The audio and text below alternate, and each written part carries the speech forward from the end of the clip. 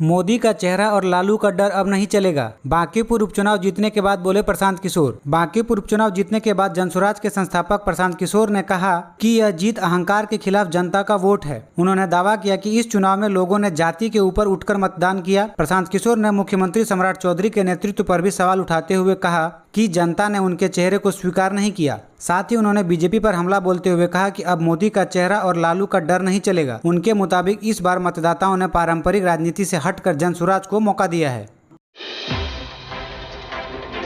PPP model पर बनेंगे बिहार के 16 मेडिकल कॉलेज, 22 स्पेशल कोर्ट भी बनेंगे। सम्राट कैबिनेट ने दी मंजूरी। बिहार कैबिनेट ने 17 बड़े प्रस्तावों को मंजूरी दी है। सबसे बड़ा फैसला, राज्य के 16 मेडिकल कॉलेज अब पीपीपी मॉडल पर संचालित किए जाएंगे, जिससे मेडिकल शिक्षा और स्वास्थ्य सेवा में सुधार का दावा किया गया है। वहीं लंबित मामलों के तेजी से निपटारे के लिए 22 स्पेशल कोर्ट बनाए जाएंगे। इनमें 19 कोर्ट SC/ST एक्ट और 3 कोर्ट NDPS एक्ट के मामले की सुनवाई करेंगे। इसके लिए 198 नए पद भी स्वीकृत किए गए हैं। राजगीर में स्पोर्ट्स साइंस सेंटर बनेगा, जहाँ खिलाड़ियों को वैज्ञानिक ट्रेनिंग, चोट का इलाज और पोषण संबंधी सुविधाएं मिलेगी। इसके अलावा किशोरगिरी की सुरक्षा के लिए 330 होमगार्ड तैनात होंगे। हर घर तिरंगा अभियान के लिए 6 करोड़ रुपए मंजूर किए गए हैं। साथ ही जमालपुर और मुंगेर के पेयजल परियोजना और पूर्वी चंपारण के पिपराकोठी में केंद्रीय विद्यालय के लिए भी मंजूरी दी गई है।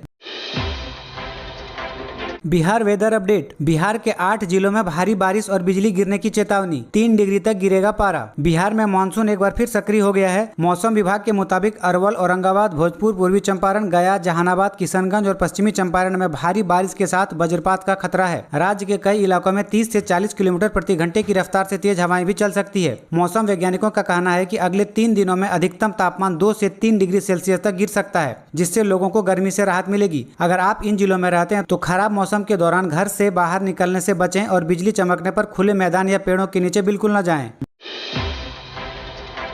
बिहार में डायल 112 होगा हाईटेक। कैमरे से होगी पुलिस टीम की लाइव मॉनिटरिंग। महिलाओं के लिए आएगा सेफ्टी ऐप। बिहार सरकार आपातकालिक पुलिस सेवा डायल 112 को आधुनिक बनाने की तैयारी में है। नई योजना के तहत डायल 112 की गाड़ियों में डैश कैमरे लगाए जाएंगे, जबकि ड्यूटी पर तैनात पुलिसकर्मी को बॉडी वॉर्न कैमरा दिया जाएगा। इन कैमरों की मदद से पुलिस मुख्यालय से गाड़ियों की लाइव लोकेशन और पुलिसकर्मियों की ड्यूटी के दौरान की गतिविधियों पर रियल टाइम निगरानी की जा सकेगी। इतना ही नहीं, महिलाओं की सुरक्षा को और मजबूत करने के लिए एक स्पेशल सेफ्टी मोबाइल ऐप लाने का भी प्रस्ताव तैयार किया गया है। नए डायल 112 वाहन में कई आधुनिक सुविधाएं होंगी और इसके लिए नए वाहनों की खरीद की योजना भी बनाई गई है। प्रस्ताव फिलहाल DGP की मंजूरी के लिए भेजा गया है।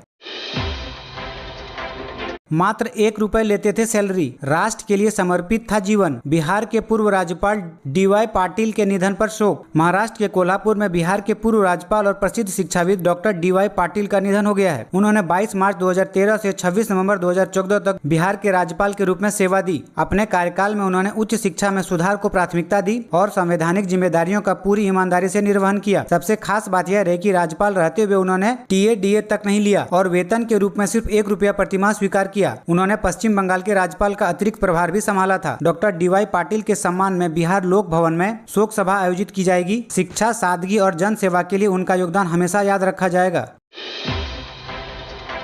केंद्रीय मंत्री ललन सिंह का फर्जी PA लखीसराय से गिरफ्तार। जेल IG पर जमा रहा था धौंस। बिहार के लखीसराय से एक बड़ा मामला सामने आया है। पटना पुलिस ने धीरज कुमार नाम के एक युवक को गिरफ्तार किया, जो खुद को केंद्रीय मंत्री राजीव रंजन सिंह का निजी सहायक यानी PA बताता था। आरोप है कि उसने जेल IG को फोन कर भागलपुर सेंट्रल जेल में बंद अपराधी भरत सिंह को बेऊर केंद्रीय कारा ट्रांसफर करने का दबाव बनाया। मामला गंभीर होने पर सचिवालय थाना पटना में FIR दर्ज की गई। इसके बाद पुलिस ने कार्रवाई करते हुए आरोपी को लखीसराय से गिरफ्तार कर लिया। फर्जी आधार कार्ड के साथ नेपाल का मानव तस्कर मैत्री पुल से गिरफ्तार। नाबालिग लड़की का रेस्क्यू। बिहार के पूर्वी चंपारण जिले के रक्सौल भारत नेपाल सीमा पर SSB की एंटी ह्यूमन ट्रैफिकिंग यूनिट ने एक मानव तस्कर को गिरफ्तार किया। कार्रवाई के दौरान एक नाबालिग लड़की को सुरक्षित बचा लिया गया। शुरुआती जांच में सामने आया कि आरोपी लड़की को बहला फुसलाकर नेपाल ले जाने की कोशिश कर रहा था। पूछताछ के बाद आरोपी को स्थानीय पुलिस के हवाले कर दिया गया है। पुलिस अब यह पता लगा रही है कि इस मामले के पीछे कोई बड़ा तस्कर गिरोह तो नहीं और इसमें कौन कौन शामिल है। बिहार में पोस्ट मैट्रिक स्कॉलरशिप के लिए ऑनलाइन आवेदन शुरू, 15 सितंबर तक मिलेगा मौका। बिहार में पोस्ट मैट्रिक छात्रवृत्ति योजना 2026-27 के लिए ऑनलाइन आवेदन शुरू हो गया है। मुख्यमंत्री अनुसूचित जाति, अनुसूचित जनजाति, पिछड़ा वर्ग और अति पिछड़ा वर्ग प्रवेशिकोत्तर छात्रवृत्ति योजना के तहत पात्र छात्र छात्राएं 15 सितंबर तक आवेदन कर सकते हैं। सरकार ने सभी सरकारी और निजी IT, polytechnic, engineering, nursing, BEd, DLEd और अन्य उच्च शिक्षण संस्थानों को पात्र छात्रों की मदद करने और समय पर आवेदन सुनिश्चित करने का निर्देश दिया है। साथ ही शिक्षण संस्थान का पोर्टल पर रजिस्ट्रेशन 25 अगस्त तक ही होगा। इसके बाद नए संस्थान का पंजीकरण स्वीकार नहीं किया जाएगा। रक्षाबंधन पर डाक विभाग की विशेष पहल, राखी मेल स्पीड पोस्ट पर 10% की छूट, कब शुरू होगी बुकिंग। रक्षाबंधन 2026 को देखते हुए भारतीय डाक विभाग ने राखी मेल नाम से विशेष सेवा शुरू की है। इस सेवा के तहत स्पीड पोस्ट से भेजी जाने वाली राखियों पर 10% की विशेष छूट मिलेगी। यह सुविधा 12 अगस्त 2026 से लागू होगी। ग्राहक अपने स्पीड पोस्ट लिफाफे पर साफ तौर पर राखी मेल लिखकर बुकिंग करा सकते हैं। इस योजना के तहत अधिकतम 5 राखी वाले स्पीड पोस्ट पर छूट का लाभ मिलेगा। डाक विभाग ने सभी डाक इकाइयों को निर्देश दिया है कि राखी मेल की प्राथमिकता के आधार पर प्रोसेसिंग और समय पर डिलीवरी सुनिश्चित की जाए, ताकि हर बहन की राखी सही समय पर अपने भाई तक पहुंच सके। बिहार में EO विमल कुमार हत्याकांड की जांच तेज, SIT ने डेहरी नगर परिषद के कर्मचारियों से की पूछताछ। डेहरी नगर परिषद के कार्यपालक पदाधिकारी विमल कुमार हत्याकांड की जांच अब तेज हो गई है। बुधवार को औरंगाबाद से पहुंची SIT टीम ने डेहरी नगर परिषद कार्यालय में कर्मचारियों से एक एक कर पूछताछ की। वरुण थाना प्रभारी भी जाँच टीम के साथ मौजूद रहे। जाँच एजेंसियाँ घटना से जुड़े हर पहलू की जानकारी जुटा रही है। कर्मचारियों के बयान दर्ज किए जा रहे हैं ताकि हत्या के पीछे की पूरी सच्चाई सामने लाई जा सके। उधर इस सनसनीखेज वारदात के बाद जिले के सभी नगर निकायों में अधिकारियों की सुरक्षा भी बढ़ा दी गई है। प्रशासन का कहना है कि जांच पूरी गंभीरता से चल रही है और जल्द ही अहम खुलासे हो सकते हैं। RJD का नेतृत्व सामाजिक राजनीतिक रूप से खत्म, बांकीपुर उपचुनाव परिणाम पर पप्पू यादव का तंज, बीजेपी को भी घेरा। बांकीपुर विधानसभा उपचुनाव के नतीजों के बाद पूर्णिया सांसद पप्पू यादव ने RJD नेतृत्व पर तीखा हमला बोला है। उन्होंने कहा कि RJD का मौजूदा नेतृत्व सामाजिक और राजनीतिक स्तर पर अपनी पकड़ खो चुका है और अब आम लोगों के मुद्दे से कट गया है। पप्पू यादव ने बीजेपी को भी निशाने पर लिया। उनका कहना है कि भाजपा की हार की सबसे बड़ी वजह युवाओं, खासकर जेनजी का बढ़ता असंतोष रहा। उनके मुताबिक जनता बदलाव चाहती है और इस वजह से प्रशांत किशोर को एक वैकल्पिक राजनीतिक विकल्प के तौर पर समर्थन मिला। बांकीपुर के नतीजे के बाद बिहार की राजनीति में आरोप प्रत्यारोप का दौर तेज हो गया है। अब देखना होगा कि आने वाले विधानसभा चुनाव में ये सियासी समीकरण किस करवट बैठते हैं। PM जन औषधि केंद्रों से बिहार के लोगों ने बचाए 2000 करोड़, ब्रांडेड दवाओं से 80% तक सस्ती। बिहार में प्रधानमंत्री भारतीय जन औषधि केंद्र लोगों के लिए बड़ी राहत बनकर उभरे हैं। पिछले 12 सालों में इन केंद्रों से मिलने वाली जेनेरिक दवाइयों की वजह से बिहार वासियों ने करीब 2000 करोड़ रुपए की बचत की है। इन केंद्रों पर दवाइयाँ ब्रांडेड दवाइयों के मुकाबले 50 से 80% तक सस्ती मिलती है। यही वजह है कि आम लोगों का इलाज अब पहले से काफी किफायती हो गया है। राज्य में इस समय 1304 जन औषधि केंद्र संचालित है, जबकि 2014 में इसकी संख्या आधा दर्जन से भी कम थी। अब सरकार ने PACS को भी जन औषधि केंद्र खोलने की अनुमति दे दी है, जिससे आने वाले समय में इसकी संख्या और भी बढ़ सकती है।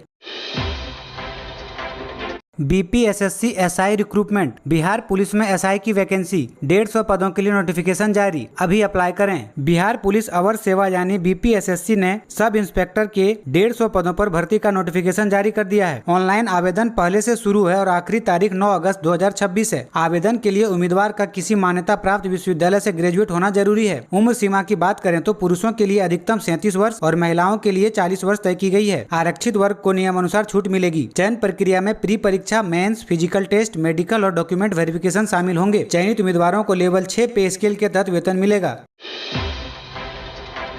बिहार में आंगनवाड़ी का मेन्यू बदला, बच्चों महिलाओं को मिलेगा न्यूट्री खिचड़ी और पुलाव, नहीं बटेगा सूखा राशन। बिहार सरकार ने आंगनवाड़ी के टेक होम राशन सिस्टम में बड़ा बदलाव किया है। अब लाभार्थियों को पहले की तरह सूखा राशन नहीं दिया जाएगा। इसकी जगह रेडी टू कुक और रेडी टू प्रीमिक्स न्यूट्री आहार जैसे न्यूट्री खिचड़ी और न्यूट्री पुलाव उपलब्ध कराए जाएंगे। इस योजना का लाभ 6 महीने से 3 साल तक के बच्चों, गर्भवती महिलाओं, धात्री माताओं और गंभीर कुपोषित बच्चों को मिलेगा। सरकार का कहना है कि इस नई व्यवस्था से बेहतर पोषण, गुणवत्तापूर्ण भोजन और वितरण में पारदर्शिता सुनिश्चित होगी। टेक होम राशन की आपूर्ति की जिम्मेदारी Bihar state milk cooperation federation को दी गई है। अब एसी कोच में आरएसी टिकट वालों को भी मिलेगा पूरा बेड रोल। रेलवे बोर्ड ने जारी किया निर्देश। भारतीय रेलवे ने एसी श्रेणी में सफर करने वाले आरएसी यात्रियों के लिए बड़ा फैसला लिया है। रेलवे बोर्ड ने सभी जोनल रेलवे को निर्देश जारी किया है कि एसी चेयर कार को छोड़कर सभी एसी कोचों में आरएसी यात्रियों को भी पूरा बेड रोल किट देना अनिवार्य होगा। यानी अब आरएसी यात्रियों को भी चादर, कंबल, तकिया और बाकी सभी बेड रोल सुविधाएं अन्य यात्रियों की तरह मिलेगी। रेलवे बोर्ड ने बताया कि आरएसी यात्रियों को अधूरा या बेड रोल नहीं मिलने की लगातार शिकायतें मिल रही थी। इसी को देखते हुए यह आदेश दोबारा सख्ती से लागू करने का निर्देश दिया गया है।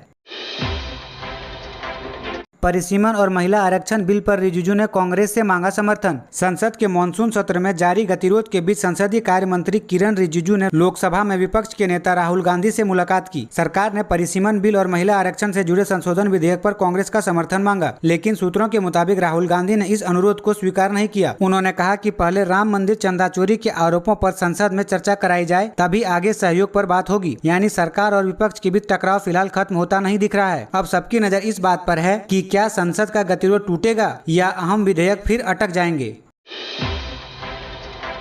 खास तरह का कंटेंट प्रमोट करने के लिए पैसा दिया गया। मेटा ने चाइल्ड एब्यूज और डीप फेक पर मांगी माफी। मेटा के सीईओ मार्क जुकरबर्ग ने संसदीय पैनल के सामने डीप फेक बाल यौन शोषण सामग्री यानी CSAM और प्लेटफॉर्म पर हुई कंटेंट संबंधी गड़बड़ियों को लेकर माफी मांगी है। सूत्रों के मुताबिक मेटा अधिकारियों ने यह भी स्वीकार किया कि कुछ खास तरह के कंटेंट को प्रमोट करने के लिए भी पैसे दिए गए थे। पैनल ने साफ कहा कि मेटा केवल एक साधारण मध्यस्थ नहीं है, बल्कि यह तय करता है कि कौन सा कंटेंट किस तक पहुंचेगा। इसलिए IT एक्ट के तहत मिलने वाले सुरक्षित कानूनी सुरक्षा पर भी सवाल उठे हैं। इसी दौरान प्रधानमंत्री नरेंद्र मोदी का एक वीडियो अस्थायी रूप से हटाने के मामले पर भी मेटा से जवाब मांगा गया है। कंपनी ने इसे तकनीकी गलती बताते हुए माफी मांगी और वीडियो दोबारा बहाल कर दिया गया।